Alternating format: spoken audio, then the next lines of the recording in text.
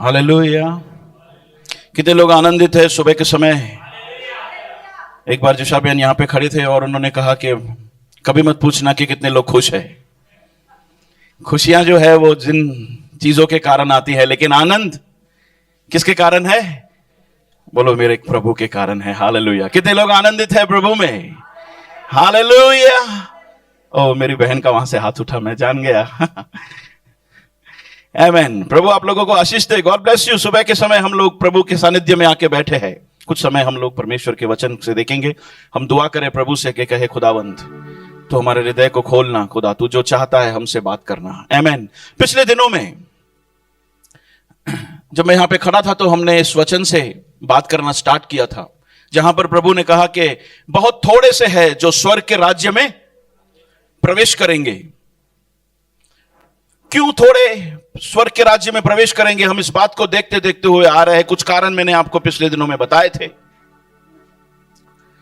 और जब मैं यहां पर पिछले समय खड़ा था तो मैंने आपको बताया कि बहुत सारे कारणों के अंदर एक कारण यह है कि बहुत सारे लोग क्या करते हैं, सिर्फ वचन को सुनते हैं, वचन पे चलने वाले नहीं है। इसीलिए 7 उसका 21 यूं कहता है कि उस दिन मुझसे है प्रभु बहुत सारे लोग कहेंगे, लेकिन हर एक स्वर्ग के राज्य में प्रवेश नहीं करेगा। क्यों? क्योंकि जो मेरे पिता की इच्छा पे चलता है वही वहां पे जाएगा। हालेलुया। आज्ञा का उल्लंघन करने के द्वारा चाहे कुछ भी हो, हमको लगता है कि हमने पावनी में डूबकर यीशु को अपनाया है, फिर हम जैसे जीवन चाहे जीना चाहे जी सकते हैं। नहीं,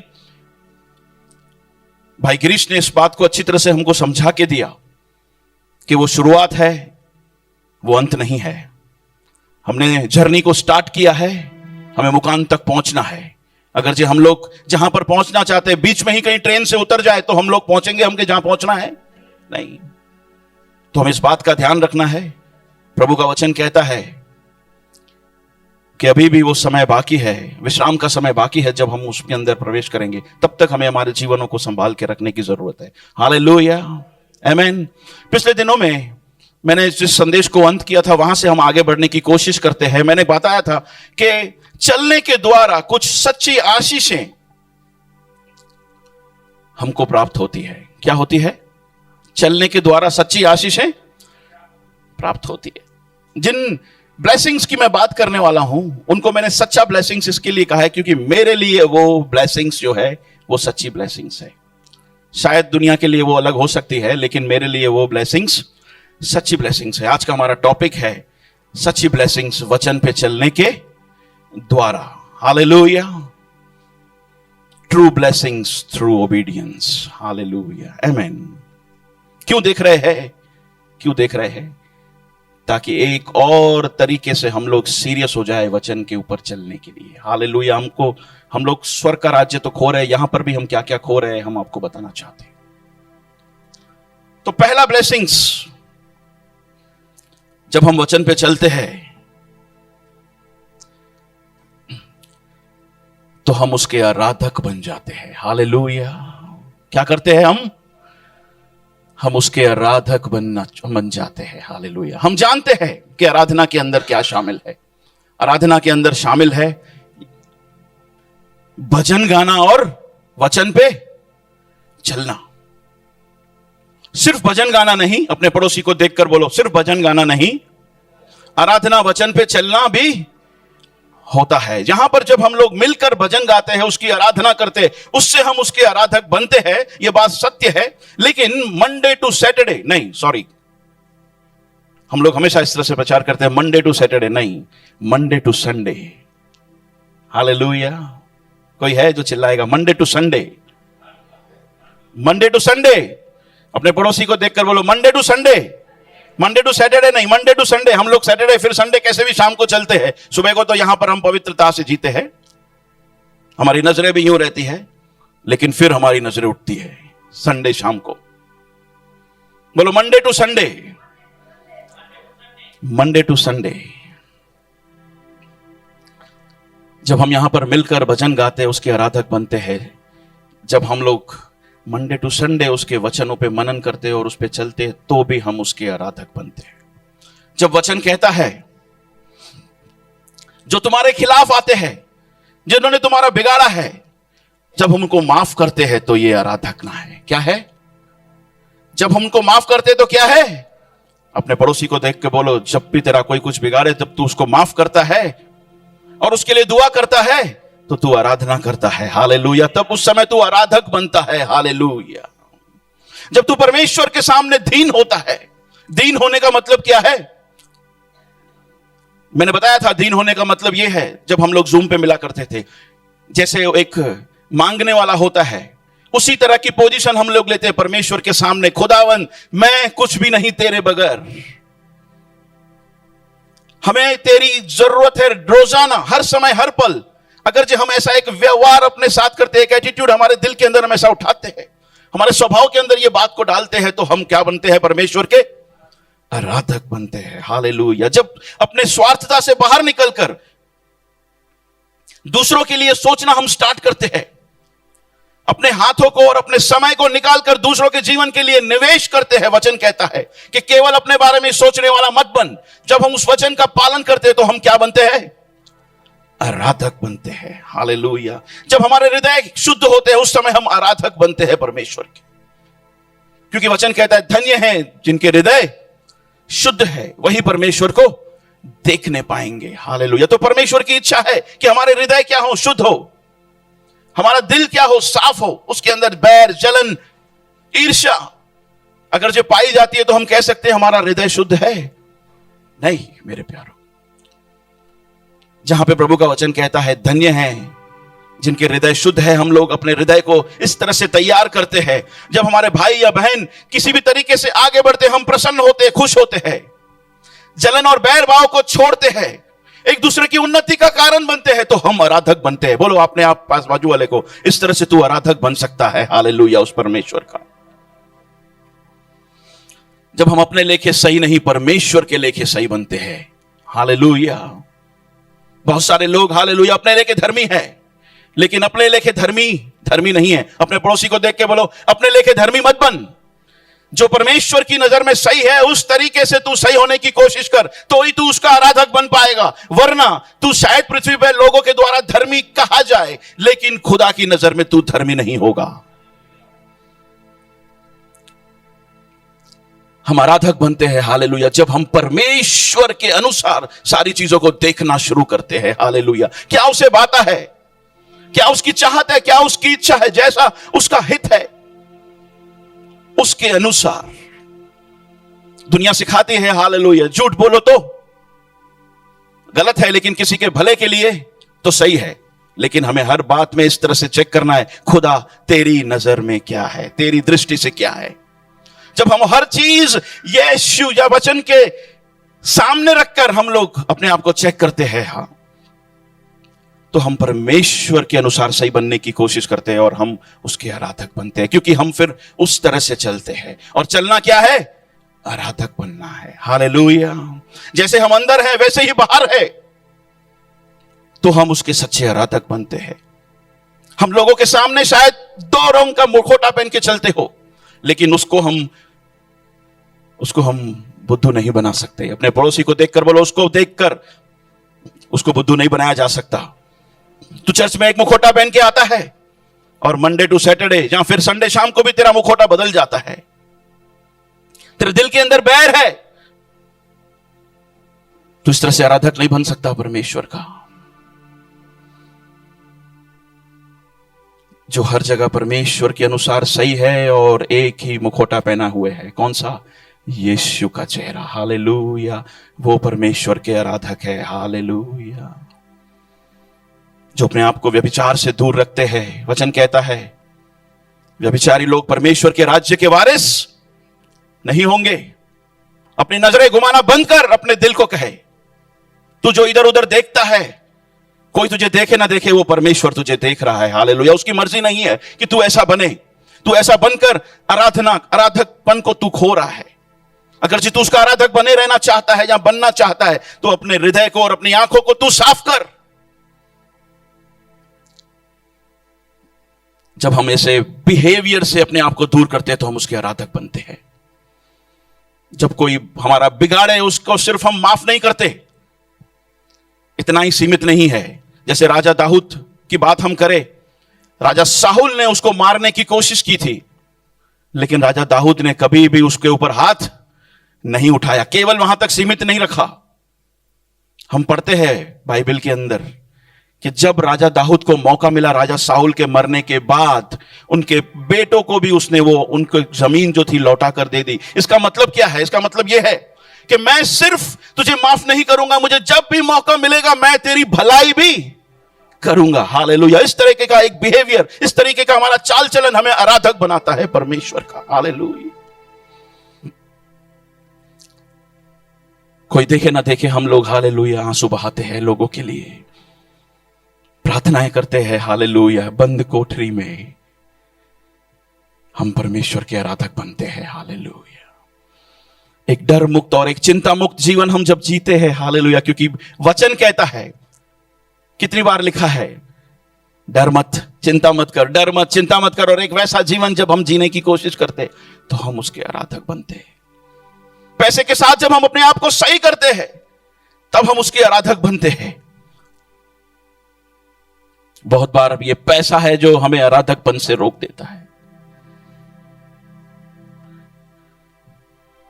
दुनिया इस तरह से सिखाती है कि पैसा ही मेरा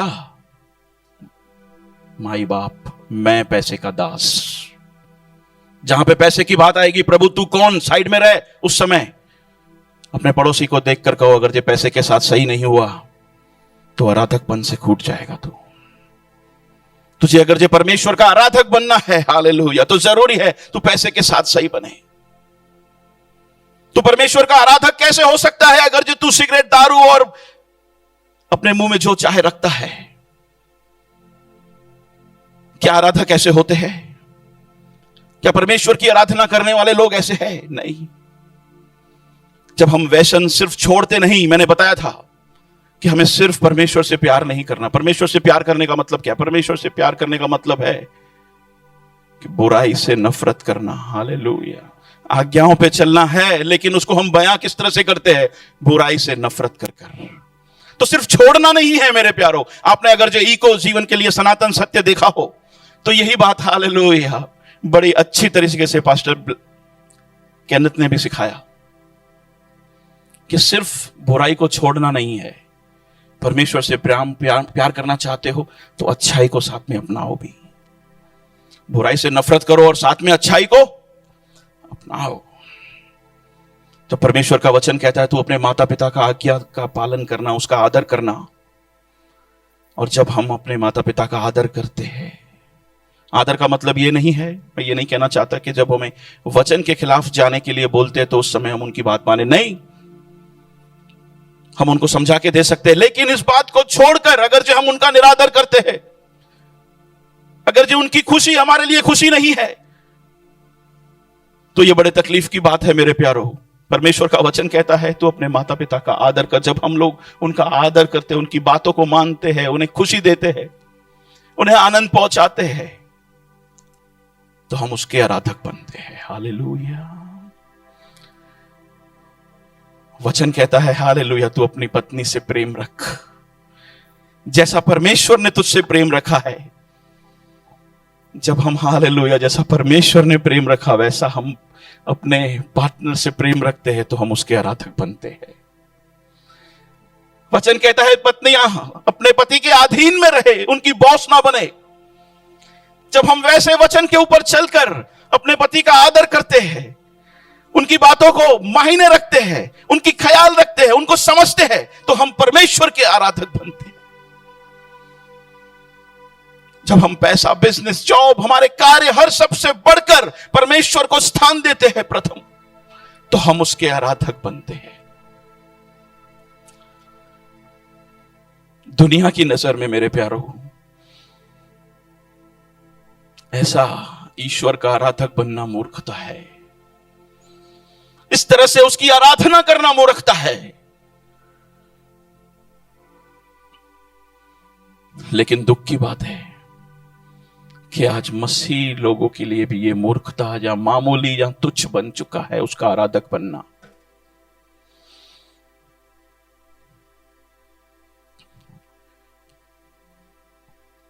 ये पता है हमें कि उसके चलने के ऊपर हम लोग उसके आराधक बनते हैं, फिर भी हमने आराधना को मामूली समझ लिया है। कैसे पता चलता है? कैसे पता चलता है? हम लोग तो यहां पे भी उसकी आराधना के समय पे नहीं पहुंचते और हम अपने आप को आराधक कहते हैं उसका। क्या लगता है? सवाल है, क्या लगता है? उसके आराधक, उसकी आराधना बनना मामूली है, बात है, तुच्छ बात है, तुच्छ बात है, छोटा बात समझते हैं।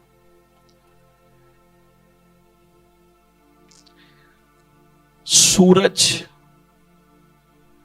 के सामने जाने का हिम्मत नहीं है हमारा, उसी समय जल जाएंगे, उसी समय, एक क्षण ना लगेगा। अरे बाजू में तो छोड़ो, बड़ा दूर भी हम नहीं जा सकते उसके। सोच के देखिए, वो अवसर हमें बना के देता है कि हम उसकी आराधना करें, उसका नाम अपने मुखों पे ला सके। हमें यह बात मामूली लगती है, उसकी आराधना करने हमें मामूली लगती है। उससे बढ़कर हमें पैसा प्रिय है, हमारा ईगो प्रिय है, हमारा घमंड प्रिय है। ओह, मैं समझता हूं हालेलुया कि आज सुबह के समय यह दुआ करनी चाहिए कि प्रभु, कि मुझे समझा दे तू है कौन। हालेलुया, मैं गारंटी के साथ कहता हूं हालेलुया, जिस दिन हमने उसको समझ लिया वो है कौन और कौन सा अवसर हमें प्राप्त हो रहा है उसकी आराधना करने का, हमारा आराधना बदल जाएगा। फिर ऐसा कोई चीज नहीं है हालेलुया जो उससे बढ़कर हो। हालेलुया, फिर हो नहीं सकता कि हम डर में बने रहे, हम चिंता में बने रहे। फिर हो नहीं सकता हालेलुया कि हमें पैसा उससे ज्यादा प्यारा हो। फिर ऐसा हो नहीं सकता हालेलुया कि हमारे जीवन से गंदगी बहे। नहीं मेरे प्यारो, हालेलुया, ये सारी चीजों का एक ही मुख्य कारण है। अगर जे हमारे जीवन से बहता है तो हमने उसको अभी तक जाना नहीं है।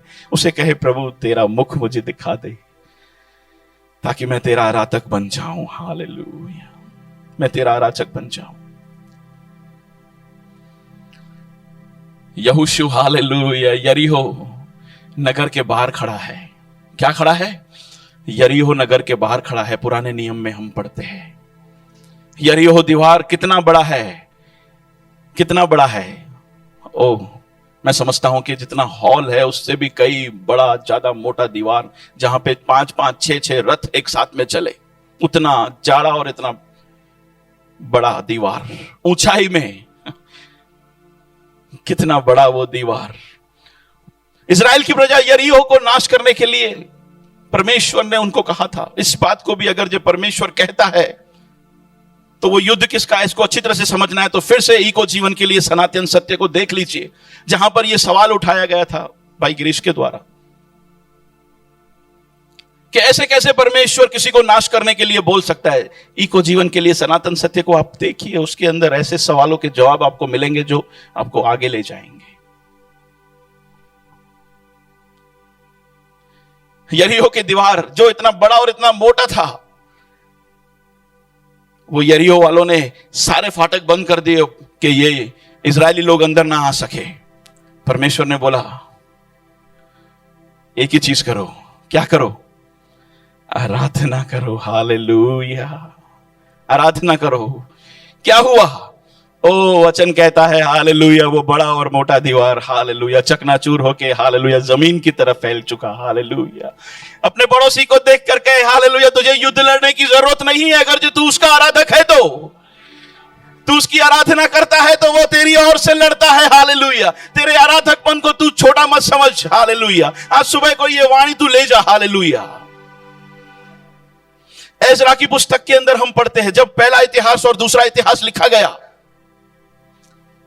ये जो समय है उस समय लिखा हुआ है जब बेबीलोन से ये इजरायली लोग हैं 70 साल की बंधुआई के बाद निकल कर आते हैं और एजरा उनकी अगुवाई करता है। यहोशापात के समय की बातें उनको बता कर देता है। पहला इतिहास और दूसरा इतिहास जब आप पढ़ोगे तो आप पढ़ोगे कि दाऊद से लेके वंशावली से लेके सारी बातें लिखी हुई है। बेबीलोन के अंदर जाने के लिए एजरा उनको बता कर देता है क्या जरूरत है। क्योंकि वो बंदी गृह से बाहर निकल चुके हैं, बदुआई से बाहर निकल चुके हैं। उनको बता कर देना चाहता है कि आराधना को तुम तुच्छ मत समझो। यहोशापात के समय में क्या हुआ था? यहोशापात के समय में जब एमोनाइट्स और मोहाबाइट्स उसके खिलाफ आ रहे थे, मेरे पास समय नहीं है मैं वचन खोलकर आपको दिखाऊं, लेकिन आप नोट्स ले रहे हो तो ले लीजिए। दूसरा क्रॉनिकल्स 20 का अध्याय से लेके आप उसका पढ़ना, दूसरा इतिहास, वहां पे इस तरह से लिखा है, हालेलुया। ये यहोशापात हालेलुया घबरा गया एमोनाइट्स और मोहाबाइट्स को देखकर, क्योंकि वो उसके लिए, उसको नाश करने के लिए लोग आ रहे थे। और ये क्या कर रहा है? परमेश्वर की आराधना कर रहा है, हालेलुया। और वहां पे इस तरह से लिखा है, सो जब यहूदियों ने जंगल की चौकी पर पहुंचे कर उस भीड़ की ओर दृष्टि की, तब क्या देखा कि वे भूमि पर पड़ी हुई लोथे हैं। दूसरा इतिहास 20 उसका 23 जब आप पढ़ोगे, उसको थोड़ा आगे से पढ़ोगे तो आपको पता चलेगा कि वो लोग कर क्या रहे थे। 22 पढ़ता हूं। जिस समय वे गाकर स्तुति करने लगे, उसी समय यहोवा ने अमोनिया और मोआबियों और शहर के पहाड़ देश के लोगों पर जो यहूदा के विरुद्ध आ रहे थे, घातकों को बिठा दिया और वे मारे गए। जिस समय वे गाकर स्तुति करने लगे, उस समय, हालेलुया। फिर क्या हुआ मैंने पढ़ा, सो जब यहूदियों ने जंगल की चौकी पर पहुंचकर उस भीड़ की ओर दृष्टि की, तब क्या देखा कि वे भूमि पर पड़ी हुई लोथें हैं। तब यहोशापात और उसकी प्रजा लूट लेने को गए और लोथों के बीच बहुत सी संपत्ति और मन भावने गहने मिले, और उन्होंने इतने गहने उतार लिए कि उनको ले ना जा सके, वरन लूट इतनी मिली कि बटोरते बटोरते 3 दिन बीत गए। अपने पड़ोसी को कहे, हालेलुया, आराधना को तुच्छ मत समझ, हालेलुया। यही बात एजरा उन बदुआई में से लोगों को समझा कर देने की कोशिश करता है जो बेबीलोन के अंदर चले गए थे। मेरे प्यारो, हालेलुया, हम भी उसी पोजीशन के अंदर थे। वो बेबीलोन दिखाता है संसार को। हम लोग संसार के अंदर बदुआई में थे, परमेश्वर ने हमें वहां से खींच के, हालेलुया, उसका आराधक बनाने के लिए बनाया, उसकी आराधना करने के लिए बनाया, लेकिन हमने आराधना को तुच्छ समझा। वो लोग भी तुच्छ ना समझ ले, इसीलिए एजरा उनको बता कर दे रहा है, यहोशापात के समय में क्या हुआ था, तुम लोग आराधना को तुच्छ मत समझना, क्योंकि जब तुम आराधक, तुम आराधना करते हो, हालेलुया, यरीहो की दीवारें गिरती है। जब तुम आराधना करते हो, हालेलुया, तो युद्ध परमेश्वर का हो जाता है, हालेलुया। कितने लोग, हालेलुया, इस बात को इस तरह से ले रहे, खुदावन, हालेलुया, धन्यवाद कि तेरी आराधना को लेकर तूने मुझे कुछ आज नया सिखाया। दूसरा ब्लेसिंग्स, जब हम वचन पे चलते हैं तो ये हम बात मोसेस और जरुब्बाबेल के जीवन से सीख सकते हैं।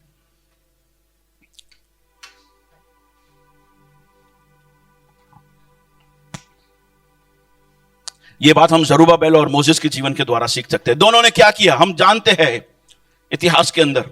इन दोनों ने क्या किया, परमेश्वर का स्थान बनाया, परमेश्वर का मंदिर बनाया। मोसेस ने क्या किया, टैबरनेकल बनाया, और राजा नबूकदनेस्सर के द्वारा सुलेमान का मंदिर जब ढाया गया, उसके बाद उसके फिर आपको लगेगा भैया आप क्या बोल रहे हो, पुराना नियम खोल के आप पढ़ेंगे तो ये बातें आपको मिलेगी। जब एजरा के समय फिर से वो मंदिर बन रहा था, 70 साल की बदुआई के बाद, जब राजा फारस के द्वारा परमेश्वर ने ये उनको ऐलान कर दिया कि जाइए तुम तुम्हारा मंदिर बनाइए, उस समय हम पढ़ते हैं कि एजरा के और जकराया के नबूवत में उन लोगों ने फिर से इजराइल में मंदिर खड़ा किया। मोसेस ने टैबरनेकल खड़ा किया, और एजरा और जकराया की नबूवत में, उनकी अगुवाई में जरुब्बाबेल ने क्या किया, मंदिर खड़ा किया इजराइल में। मंदिर बनाना बड़ी बात नहीं था, हां अपने आप में वो बड़ी बात है, लेकिन इतना बड़ी बात नहीं है अगर जो उस मंदिर के अंदर परमेश्वर आ उतर नहीं आता तो। मंदिर कीमती तब बन जाता है जब वहां पर परमेश्वर का हुजूरी उतर आए, वरना मंदिर किस काम का, बाकी तो वो दीवारों से बना हुआ, ईंटों से बना हुआ एक मकान कह सकते हैं उसे। हम पढ़ते हैं हालेलुया कि परमेश्वर का हुजूरी उस मंदिर के अंदर उतरा, लेकिन उसके पीछे रीजन क्या लिखा है? क्या लिखा है उसके पीछे? रीजन एक ही चीज लिखा है, जैसा जैसा मूसा को और एजरा और जकराया की नबूवत में जरुब्बाबेल को कहा गया था, वैसा वैसा उन्होंने किया। जब उन्होंने जैसा जैसा कहा गया था वैसा किया तो परमेश्वर का हुजूरी उस मंदिर में उतर आया। परमेश्वर का वचन कहता है, हालेलुया, अगर जो तुम मेरी आज्ञाओं को मानते हो, यूहन्ना की पुस्तक के अंदर, तो मैं और मेरा पिता तुम्हारे अंदर आकर बसेंगे। पुराने नियम की बातें हैं। पुराने नियम में बोलो मंदिर बाहर है, परमेश्वर का हुजूरी बाहर है, लेकिन नया नियम में हमको क्या सौभाग्यता मिला है, हालेलुया, कि वो सिर्फ हमारे मध्य नहीं उतारता, वो हमारे अंदर आ जाता है। हालेलुया, वो हमारे अंदर आके बसता है। लेकिन कब बसता है? रेवलेशन की पुस्तक के अंदर लिखा है कि मैं द्वार पर खड़ा हूं, खटखटाता हूं, कोई है जो खोलेगा, मैं अंदर आकर तुम्हारे अंदर बसूंगा। मैं और मेरा पिता तुम्हारे अंदर आकर बसना चाहते हैं। लेकिन ये कुंजी कब है? ये कौन सी कुंजी है जो द्वार को खोलती है? वो है आज्ञा पालन। जब हम परमेश्वर के वचन पे चलते हैं तो वो परमेश्वर का हुजूरी केवल हमारे मध्य नहीं उतरता, वो हमारे अंदर आके बसता है और हम उसके मंदिर बन जाते हैं। हालेलुया। मुसीबतें थी उस समय भी, एजरा के समय, मोसेस के समय, लेकिन उन्होंने हर बात से बढ़कर, अपने पड़ोसी को देखकर बोलो, हर बात से बढ़कर, हर बात से बढ़कर परमेश्वर की हुजूरी को महत्व दिया। इसीलिए उन्होंने चलना, हालेलुया, जारी रखा।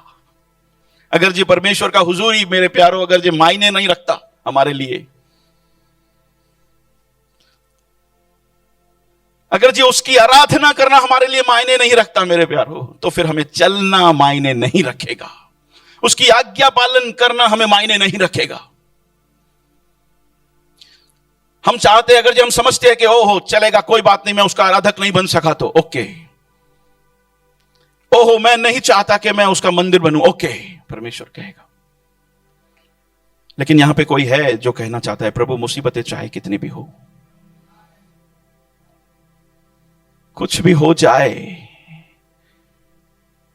मुझे जो अवसर मिला है आराधना करने का और तेरा मंदिर बनने का, मैं उसको जाया नहीं करूंगा। हालेलुया। एजरा उनको बता कर देता है कि आराधना क्या करती है और परमेश्वर की हुजूरी क्या मायने रखती है। पहला इतिहास और दूसरा इतिहास बद्दुआई में लौटे हुए लोगों के लिए लिखा गया था। उनको बता कर दिया कि कैसे परमेश्वर का हुजूरी जो उनके बीच में था, सब कुछ हो रहा था। आप पढ़िए पहला इतिहास दूसरा इतिहास, वहां पर आप देखोगे आराधना हो रहा है, बलियां चढ़ाई जा रही है, सब कुछ हो रहा है, दान दिए जा रहे हैं, सब कुछ हो रहा है, लेकिन परमेश्वर का हुजूरी वहां से निकल चुका। अगर जो परमेश्वर का हुजूरी वहां पे होता तो राजा नबूकदनेस्सर की हिम्मत ना होती उस मंदिर के करीब जाने के लिए। मैंने आपको पिछले समय बताया था, अरे अज्जा ने तो सिर्फ हाथ लगाया था, वहीं पे वो ढेर हो गया था। तो राजा नबूकदनेस्सर कौन है? वो मंदिर को ढाने के लिए कामयाब हो गया क्योंकि परमेश्वर का हुजूरी वहां पे नहीं था। और परमेश्वर का हुजूरी वहां पे इसीलिए नहीं था क्योंकि वहां के लोगों ने परमेश्वर की हुजूरी को महत्व देना छोड़ दिया। वो रिलीजन में पड़ गए, रीति रिवाजों में पड़ गए, चर्च आने लगे, दान देने लगे, बलियां चढ़ाने लगे, लेकिन परमेश्वर की आराधना, सच्ची आराधना किसे कहते हैं, वो भूल चुके, वो अंधेर करने वाले बन गए। परमेश्वर का हुजूरी वहां से चला गया। कोई है जो कहता है प्रभु मेरे लिए ये बात इंपॉर्टेंट रखता है, इसीलिए मैंने कहा कि मेरे लिए ये सच्चा ब्लेसिंग्स है जो चलने के द्वारा मिलता है। हालेलुया। मुझे पता नहीं आप लोगों का, लेकिन मैं नहीं चाहता कि मुझे जो अवसर मिला है उसका आराधना करने का, मुझे जो अवसर मिला है हालेलुया उसका मंदिर बनने का, उसको मैं छोटा समझूं या उसको चूक जाऊं। नहीं,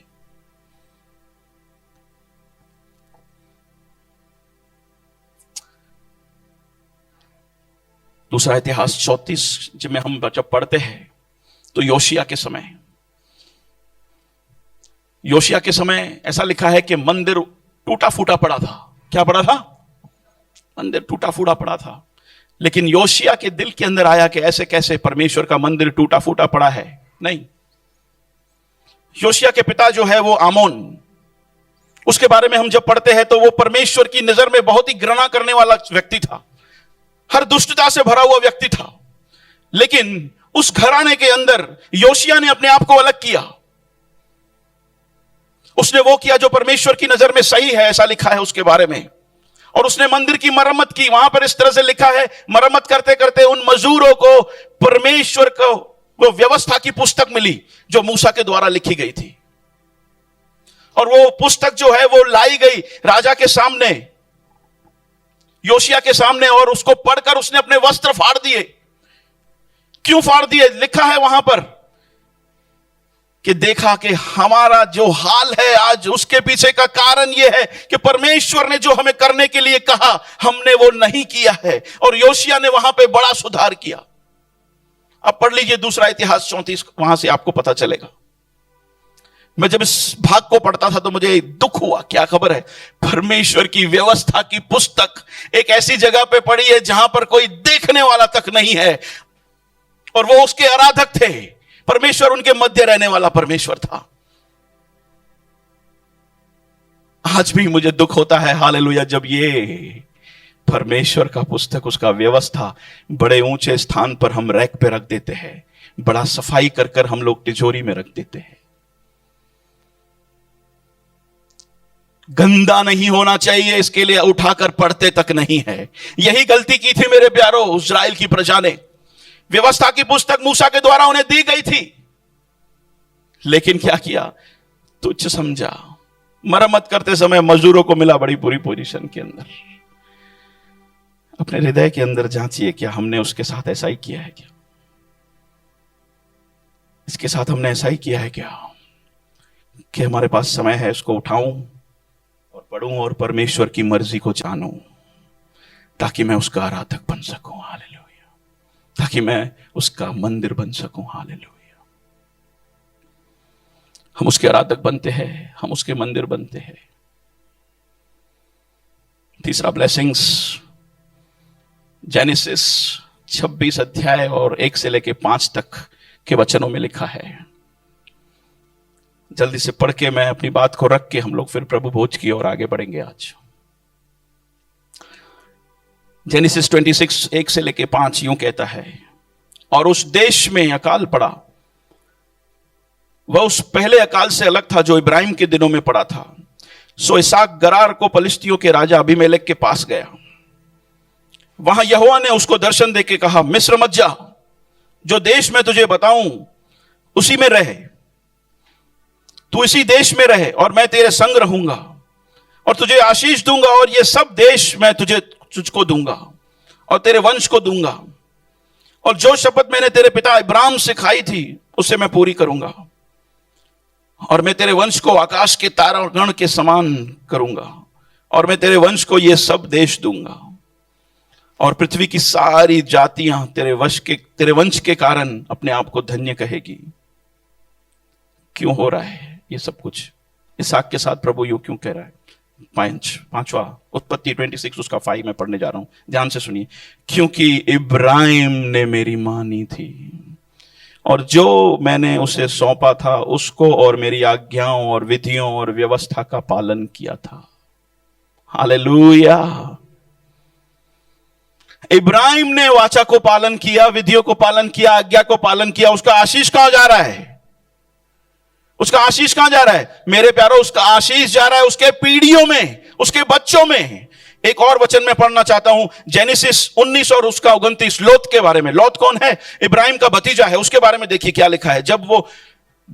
जब परमेश्वर यहोवा सदोम और गमोरा को नाश कर रहा था, उस समय की बात है। और ऐसा हुआ कि जब परमेश्वर ने उस तराई के नगरों को जिनमें लूत रहता था उलट पुलट कर नाश किया, तब उसने इब्राहिम को याद करके लूत को उस घटना से बचा लिया। किसको? इब्राहिम को याद कर कर लूत को, अपने उसके भांजे, उसके भतीजे को बचा दिया। सोच के देखिए अब क्या हो रहा है। क्योंकि अब्राहम परमेश्वर के आज्ञा को पालन कर रहा है, उसके बच्चों के अंदर, वो पीढ़ियों के अंदर उसकी आशीष जा रही है। क्योंकि अब्राहम वाचा को पालन करता है, इसीलिए उसके भतीजे को हालेलुया परमेश्वर बचा के रखता है। हम जानते हैं हालेलुया ये परमेश्वर का तरीका है। अगर जो हम लोग परमेश्वर के आज्ञा के पालन करते हैं तो वो कहां पर जाती है आशीषें? अपने पीढ़ी के अंदर। दूसरा इतिहास 7 उसका 14 इस तरह से कहता है, अगर जो मेरा जन दीन हो, मेरी बातों को माने, मेरे सामने नम्र हो, तो मैं देश को क्या करूंगा? आशीष दूंगा, उसको ज्यों का त्यों कर दूंगा। इसका मतलब क्या है? अगर जो हम लोग परमेश्वर के वचन को चलते, उसे सीरियस समझते, आराधनापन को हम लोग सीरियस समझते हैं, तो परमेश्वर सिर्फ हमें आशीष नहीं देता, वो आशीष हमारे पीढ़ियों में जाती है। हालेलुया। सिर्फ पीढ़ियों तक सीमित नहीं रहती, वो आशीष हालेलुया हमारे देश तक जाती है। हालेलुया। और हम जानते हैं ऐसा करने के लिए परमेश्वर का स्वर्ग भी उल्लास मनाता है। हालेलुया। परमेश्वर का स्वर्ग भी उल्लास मनाता है। मेरे प्यारो, अगर जो फिर भी हमें चलना ना भाए, फिर भी हमें चलना तुच्छ लगे, मामूली लगे, उसका आराधकपन बनना मामूली लगे, हमारे बच्चों के लिए सोचना हमें मामूली लगे, हमारे देश के लिए मामूली लगे सोचना, तो शायद मैं समझता हूं कि हमारा हृदय कठोर हो चुका है। हम लोग उस दया को भूल चुके हैं जो परमेश्वर ने हमारी ओर की। इज़िकियल की पुस्तक के अंदर 22वें अध्याय के अंदर इस तरह से लिखा है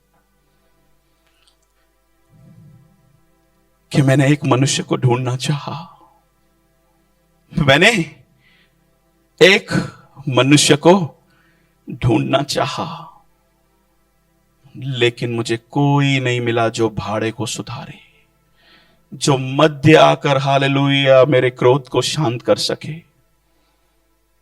मूसा के समय मूसा था, जब तक यहोशू था तब तक परमेश्वर का कृपा उन पर रहा, लेकिन फिर हम पढ़ते हैं कि परमेश्वर का प्रजा इज़राइल जो है बिगड़ता चला गया। क्यों? क्योंकि वहां पर एक भी मनुष्य ना मिला। वो उस पीढ़ी की बात थी जहां पर परमेश्वर को एक जन भी ना मिला। परमेश्वर आज भी देख रहा ऊपर से, कोई है जो मध्य खड़ा रहकर हालेलुया अपने पीढ़ी के लिए आशीष बनेगा, देश के लिए आशीष बनेगा। कोई है जो मेरी हुजूरी को इंपॉर्टेंट देगा। कोई है। हालेलुया। हम लोग प्रभु भोज की ओर आगे बढ़ रहे हैं मेरे प्यारों,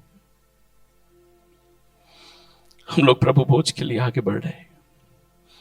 परमेश्वर आज भी हालेलुया ऊपर से ताक रहा है कि कोई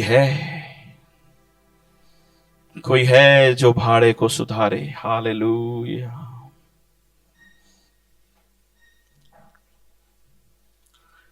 इज़िकियल की पुस्तक 22 उसका 30।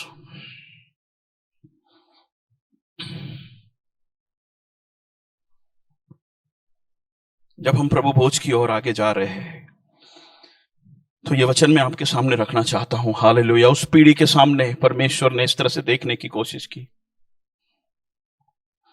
आज भी परमेश्वर हालेलुया ऊपर स्वर्ग से देखता है।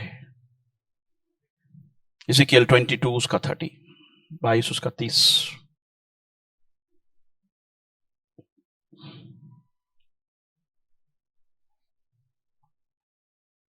लॉर्ड माय फादर, और मैंने उनमें से ऐसा मनुष्य ढूंढना चाहा जो भाड़े को सुधारे और देश के निमित्त नाके में मेरे सामने ऐसा खड़ा हो जाए कि मुझे उसको नाश करना ना पड़े। कोई है जो कहना चाहता है इस पीढ़ी में प्रभु ऐसा नहीं कहने पाएगा, परंतु ऐसा कोई ना मिला।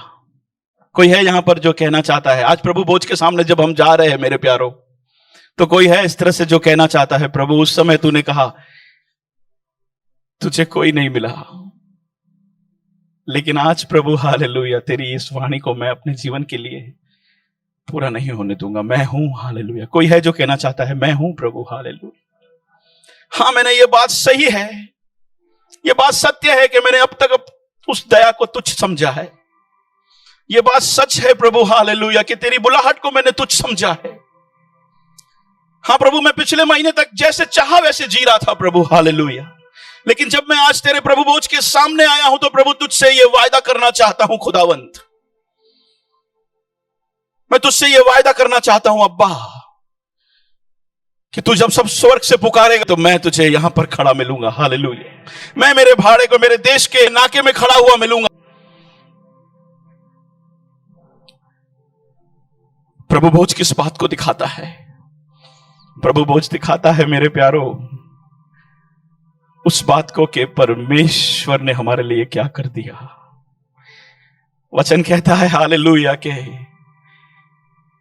जैसे आज हम रोटी तोड़ते हैं उस तरह से उसका शरीर तोड़ा गया ताकि हम लोग तोड़े ना जाए।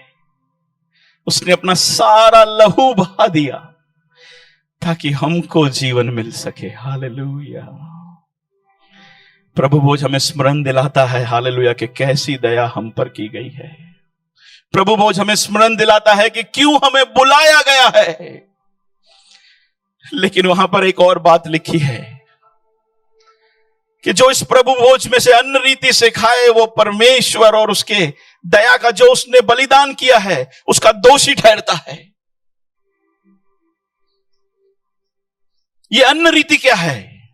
ये अन्न रीति ये है मेरे प्यारों के जब हम लोग प्रभु भोज लेने जा रहे हैं तो हम उसकी दया को भूल जाए। ये अन्न रीति क्या है? ये अन्न रीति ये है कि केवल हम उसकी दया को भूल ना जाए, हम जैसा जीवन जीना चाहते हैं वैसा जीना शुरू कर दे। यह है अन्न रीति से उस प्रभु भोज को लेना। यह है अन्न रीति से प्रभु भोज को लेना। कोई है जो कहना चाहता है प्रभु शायद 1 महीना पहले प्रभु मैं इस अवस्था के अंदर था, इस पोजीशन के अंदर था कि तेरी दया को भूल चुका था। लेकिन खुदावन हालेलुया आज मैं तेरे सामने आकर फिर से एक बार दया को स्मरण करना चाहता हूं।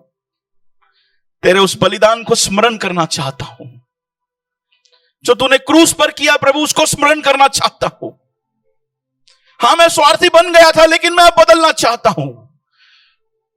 ये प्रभु भोज जब तुम्हारे पास आए तो अब वायदे के सामने प्रभु से बात कर सकते हैं। प्रभु हालेलुया, मैंने पिछले समय जब रोटी तोड़ा उस समय शायद मैंने इस तरह से नहीं लिया था खुदावन कि मैं जब उसको हल्के में ले रहा हूं तो तेरा आराधनापन मुझसे छीना जा रहा है, तेरी हुजूरी मेरे अंदर से चला जाएगा।